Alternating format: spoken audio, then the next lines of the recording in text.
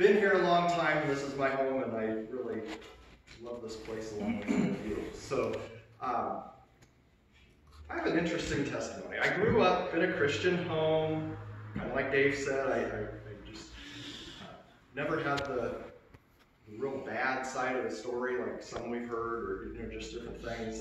Grew up as a Christian. My family's all Christian. We came to church. We worshiped. We served together. All of those things. So I don't have any big change in my life to share with you. However, what I can share is just kind of my story. The part where I really start identifying with myself is back in high school.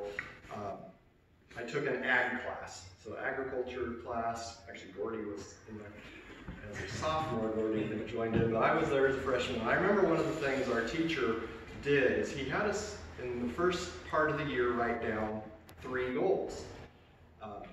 A short-term goal, a medium, and a long-term goal. So I don't remember all 3, but I did find this card here just a few years ago, and 2 of them, the intermediate term goal was that I wanted to get a degree in agriculture business management from Oregon State University. So I did this as a freshman, and not having been in an ag class very long, but my teacher had somehow convinced me that's the direction I should go. And I wrote that down. The last goal, the long-term goal, was I wanted to be a millionaire by the time I was 35.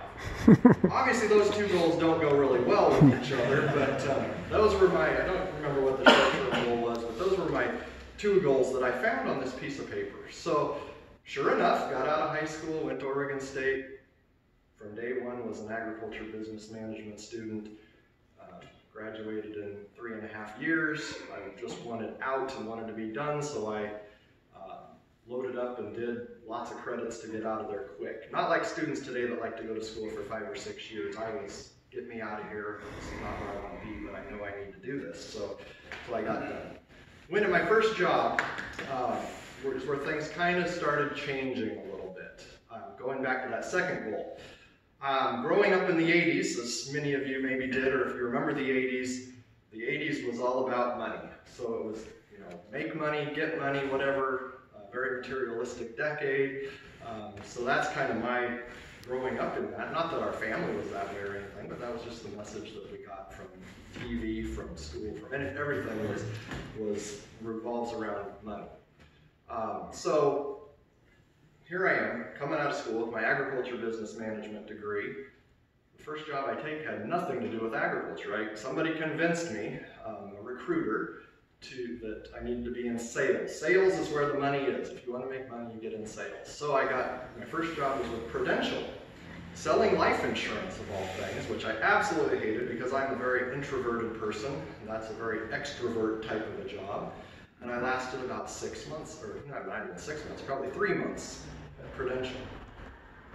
What I got out of that, though, was I had a life insurance license now, and I had a securities license. Once I figured out I didn't like Prudential, I started applying for other jobs and got a job in a finance company because I had a life insurance license. Probably wouldn't have got the job if I didn't already have the license, but got into this finance company doing lending, was there for 2.5 years, worked my way up to being an assistant branch manager, and then decided this isn't for me, got into mortgage business, left and went to a bank down in Salem. That was the best job ever. And as I started off, in mortgages, I think that was around 2008 or 1998.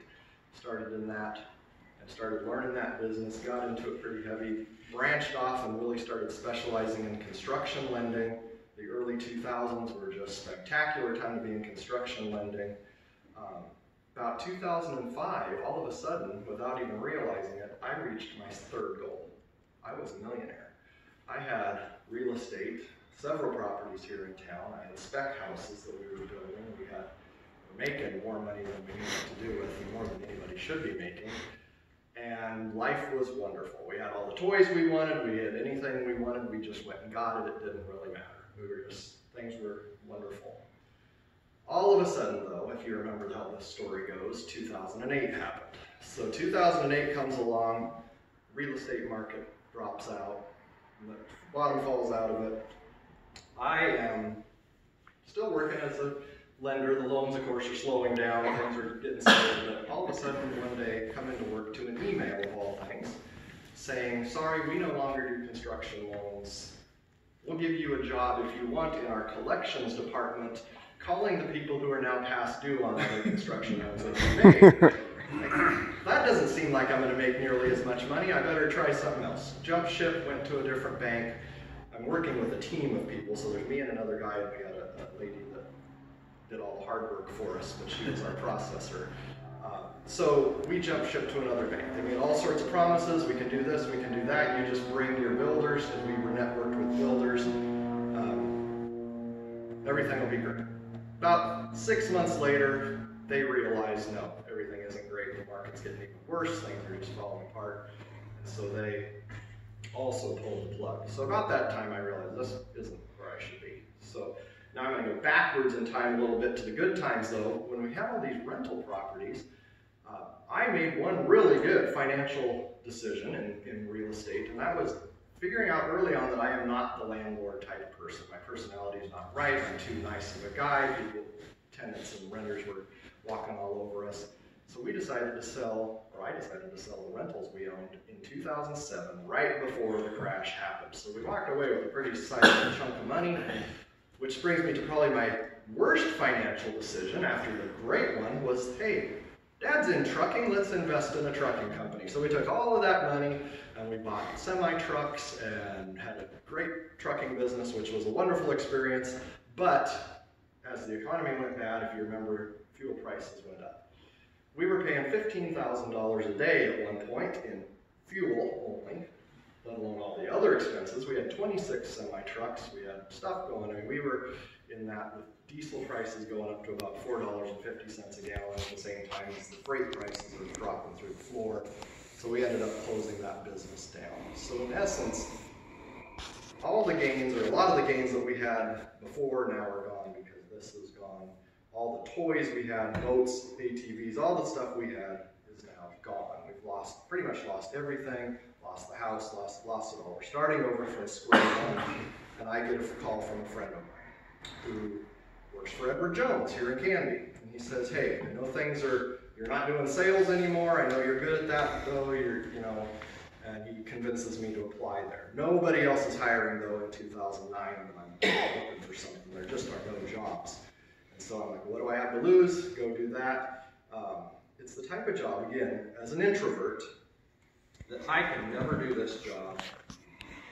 It's just not my personality. However, because of the situation that I was in, it was the only option. So I had to do it. So I'm out knocking on every door in Canby, introducing myself to every person I can get in front of, telling them that I'm starting a business here in town, being a financial advisor, doing retirement plans and so forth. And totally not me. I would go home and just break down or sit in my car on the side of the road, just broke down. And God took me from where I had built myself up. I mean, I had done under my own power, done all this stuff, and God knocked me back down.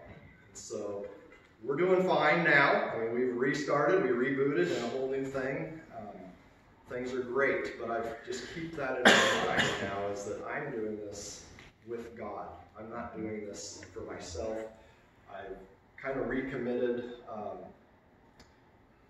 the money we're making, and we're doing just fine, but we don't reinvest that so much into ourselves and into our own pleasure and our own things. We do a lot of things in Uganda or Mexico or just different things, and it's just really the lesson I learned out of all of that is this isn't my money.